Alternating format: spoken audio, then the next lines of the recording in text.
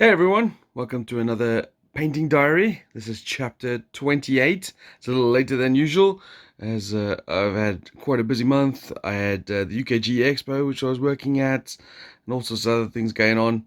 But I do have quite a few things to show you guys, so let's get straight into it. Alright, so what you're looking at here is my Eternal Dynasty army that I use for Grimdark Future. So this is from One Page Rules. It's sort of one of those Patreon facilities where you print off the miniatures, and it's kind of a, let's call it a Tau pseudo clone. Sorry. Um, what I mean by that is it's like it's Tau adjacent. So you've got your fire warriors and your drones and your battle suits and that sort of thing, but it's got a completely different theme. Um, and it's unique in its own rights. So let's go through what I got here. So this is the dynasty captain, and he's toting two pistols, which I quite like. I like the little banner on the back as well, and then there's a host of Eternal Dynasty warriors. There's half of them have got long rifles, and the half have got carbine rifles. It's just a shorter range on the carbines. And then the long rifles, I give these rocket launcher pods to. I've got a couple more bits to do to this, I think, as I want to bring up these rockets, make some glowy lights on the eyes and stuff. But I was trying to get them ready for the battle report recently, so I got, kind of sped through this and painted it all in about a week. But I think it came out alright for about a week's painting. Just to I like to try and use, when I do battle reports, try and use as many painted figures as I can, and obviously this was something unique to me as I haven't painted a sci-fi army in a while. So yeah, so we got the Eternal Dynasty Warriors. Over here are some Dynasty Warriors with some special weapons. So you got flamers, plasma rifles, shred rifles, etc. We've got three varianted drones. These are only two of the three variants. So you've got the laser rifles and the scout drones. I've marked them. See, like the scout drones have got the little arrow on, and the laser rifles have got the targeting sort of arrow on. So they're quite visible from the top, but also they look different anyway, as you can see. There's a third drone, which is the shield drone, which looks like this. It's just I've put them back on the desk as I wasn't quite happy with the tops, so I'm going to redo those. And then to the big meaty stuff. So this is the Oni captain. So Onis are the walkers. As you can see, he's got a shield and a sword. I wanted it, there's different options with different weapon options and things like that, but I wanted to go with one that had sort of a tanking quality, and then his bodyguard are the ones with the shields as well. So my thought process was, I lay down some suppression fire with all the dynasty warriors, have them all have unique abilities with all their drones and rocket pods and special weapons, and then have these guys hold up the enemy meat cleavers so that my dynasty warriors can claim objectives and whittle down foes. And then I have this big fella. This is the Oni walker with flamethrower. Let's bring him over here. The first time I printed him out, he had a problem with his head, so I had to print out another head and then scrape down the old head to get his head in there. But yeah, so he's got the flamethrower and he can hold his own in combat. And I think I might print off another one of these with the missile pod, just to give me some tank busting ability. So that's currently what I've painted for the army. I've still got a couple more bits. Like I said, I'll show you those three drones that I still need to finish off. I've got two bikes. The bikes are not painted yet. There was some issues with the printing with the bikes. Both bikes I printed out had damage on the side here where the rims are. So they still stand, and they're going to go on flying stands anyway. But I was toying with, do I want to reprint them again? They're quite chunky and big and take up a lot of resin. But then I thought, you know what, I'm just going to make it that this looks like they've been hit with battle damage sort of thing. So it'll be fine. I don't think that's too much of a problem. Mentioning about flight stands, I've added all the drones to flight stands, which I'm going to do the same to the bikes. And they're just old 40k flight stands that I had left over. The bases are made with green stuff rollers, and just before I baked them off, because I used Sculpey, not green stuff, but I call them, the green stuff rollers. Just before I baked them off, I just dabbed in the pegs into the base to make a space for them, and then glued them in afterwards. And there you go. So that'll be, once these two are painted and the drones are finished off, that'll be 2,000 points of Eternal Dynasty Warriors. I will be adding some more in the future, but this will give me enough to start playing some games and, getting some familiarity with the army under my belt. Once that's done, I can then start adding a few more things. I think, like I said, I want to add a walker with a plasma gun, the missile launcher rather. I might have a variant of the Oni captain, and then the Oni walkers. These ones I've got with the shield and sword, but I might go for some gun-toting ones as well, just to give a little bit of variety.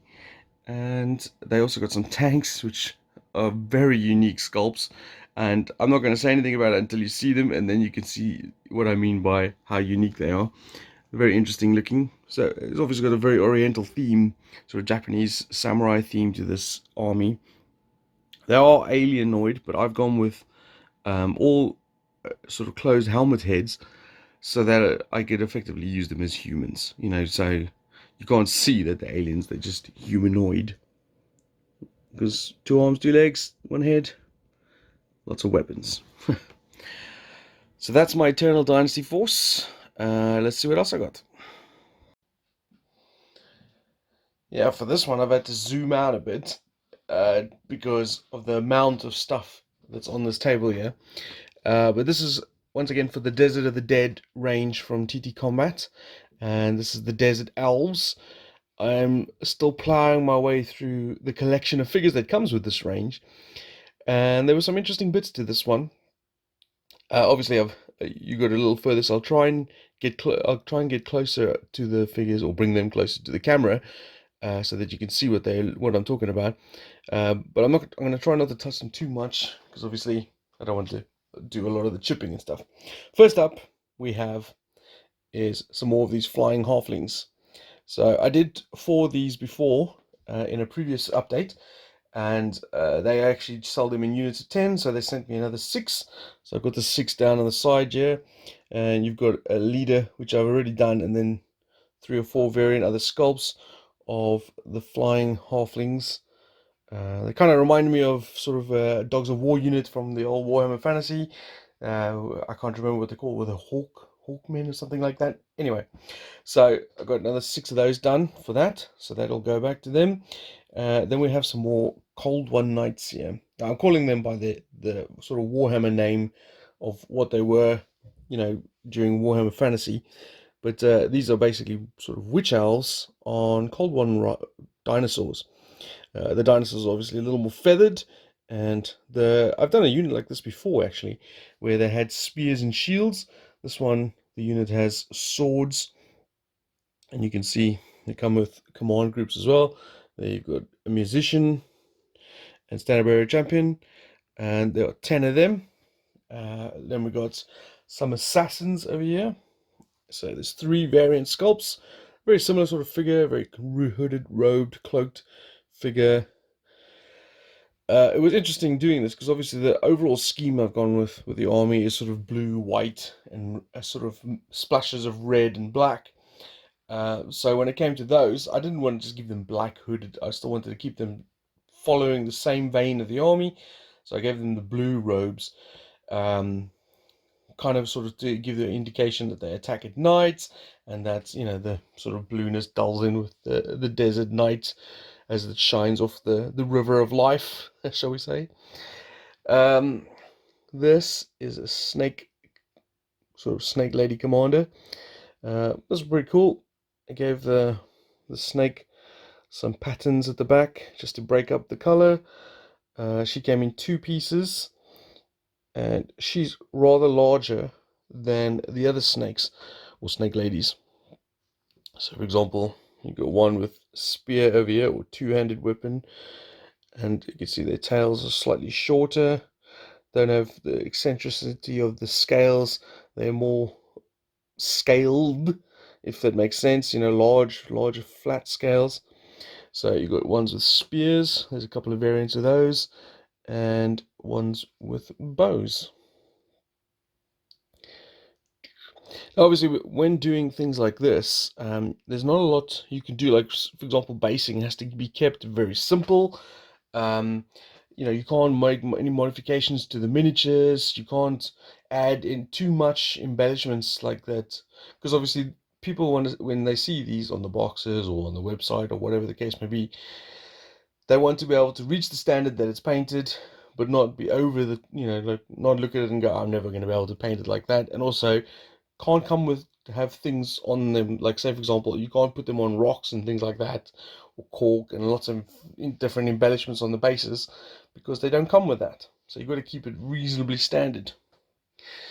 Over here we have a sorceress on Cold One.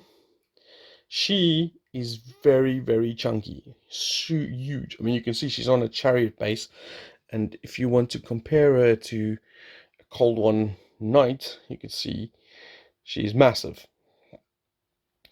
I'm not sure of the reasoning behind that, because you would have thought she needed to fit in with the unit itself.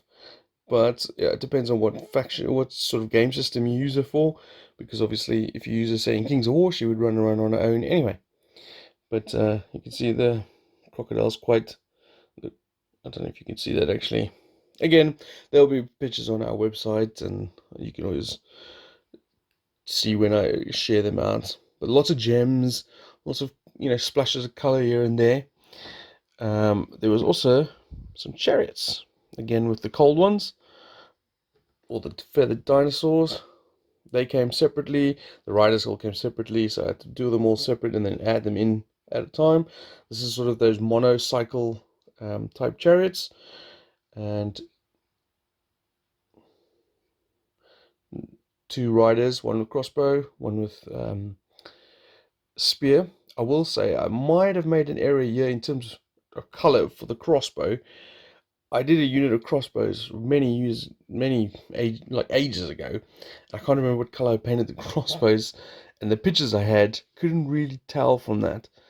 So I've gone with a standard look of a crossbow, but suffice to say, it might not be exactly the same as the other crossbows I painted. It's not going to matter, you know, because then it's not really going to be an army that's going to be played with. But I don't know why I brought it up even. This one is probably my favorite out of the range I've painted so far. So you obviously got the two handlers, and then this is the Cauldron of Blood. So hopefully nothing falls off here, because there was lots of bits. She comes separate, but her knee is stationary in the blood, which is really interesting. Obviously the shrine comes in a couple of parts. The T-Rex is for, not T-Rex, Stegodon is for the most part a one-piece model. And interesting note about this, obviously you can see I've painted most of the dinosaurs in this with blue, and then red accents, and obviously the green scales. For this I decided to do something else just to make it stand out, so I did the same green scales um, for the lizard part, but then when it came to the feathers, I went with a purple. I have no idea what made me decide to go with a purple, but I did, and I was pretty happy that I did. I actually quite liked the look. It came out really nice. And obviously the contrast with the big golden shrine with all the blood in the pot, and then you've got the gems and sort of bloodstone thing at the back behind her. And once she's painted and in there, she actually looks pretty cool. And then you've got the two handlers walking around behind her.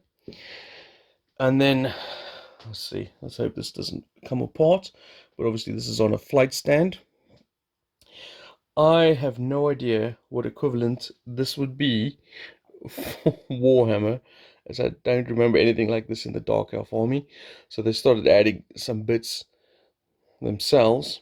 But this was very intricate.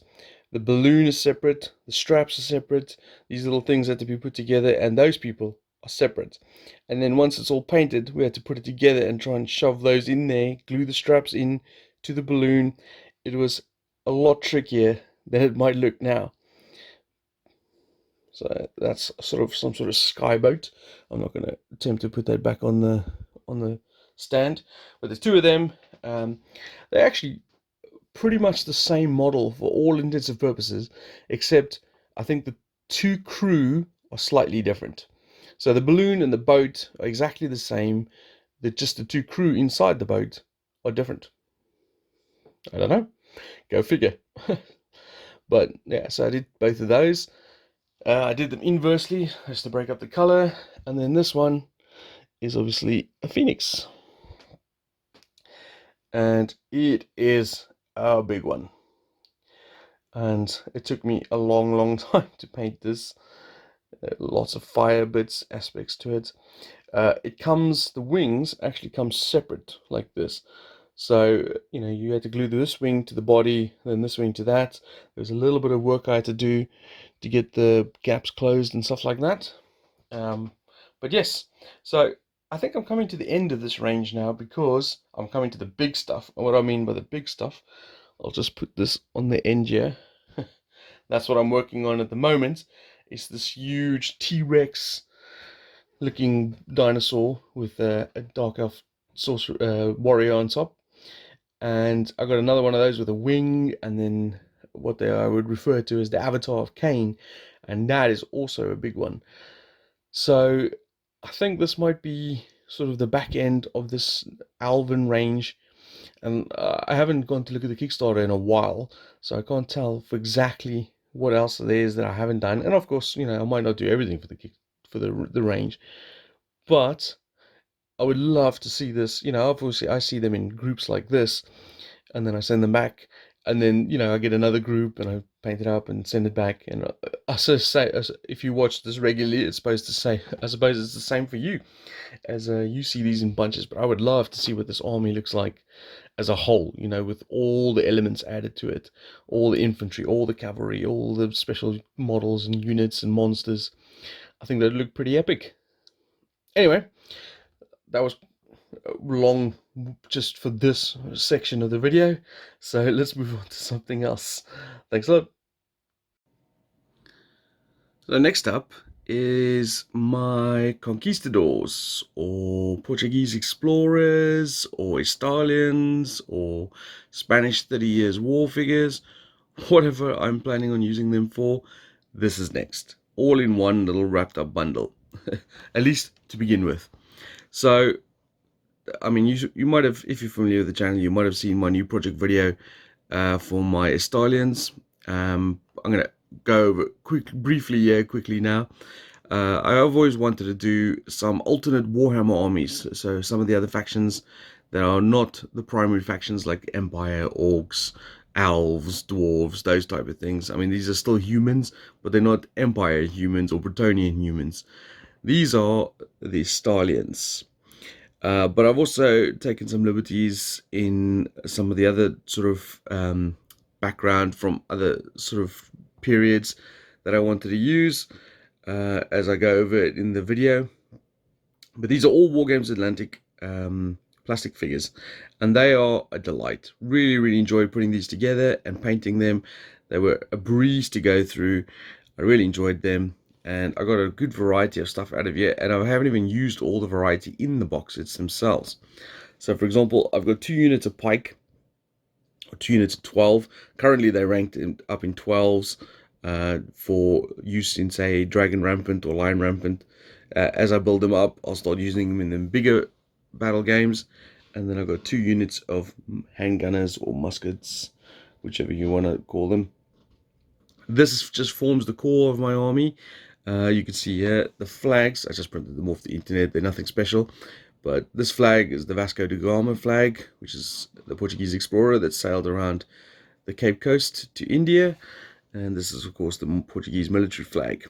As I'm basing them as Portuguese explorers, but I'm going to do some extra flags later on to have maybe some Estallian heraldry on there, or even some Spanish 30 Years War heraldry. So I could just chop and change, but use the same figures, just change out the heraldry on the banners. Yeah, so this is pretty much it. They're a very simple basic color scheme, just red and black, and I've done the armor reasonably dark. I've just gone for a very mono sort of chromatic color scheme. Normally they would have had different sort of browns and leathers and blues and stuff on their clothes, but I've obviously gone for a more fantasy feel, sort of very militaristic feel, which is of course not the case, but it doesn't matter. It still looks cool in my opinion. Yeah, and then I got some other things in the pipeline for this as well. I'm probably going to make some more Rodoleros to bulk out the squads, so they can be used in a sort of a tertiary formation. So you've got the handgunners on the sides, you've got the pikes at the back, Rodoleros in the front, and I even got some sort of little smaller cannons to go on the side of that. I'm going to be using them for Warhammer Armies Project Estallians, like I said, Lion and Dragon Rampant, and we'll see what other rule sets I come up with. I think the Blood and Steel rule sets from Firelock Games, that might work as well. Who knows? We shall see. But yes, I just want to say again, I really enjoyed these. These figures were really fun to get and paint. I had a lot of fun painting them, and they came out really nice. I am very much contemplating taking the pikes off. Ooh, excuse me. Taking the pikes off.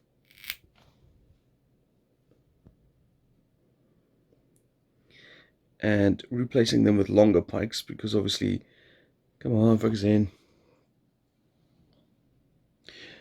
Obviously these pikes are sort of more shorter, like spears. But there you go.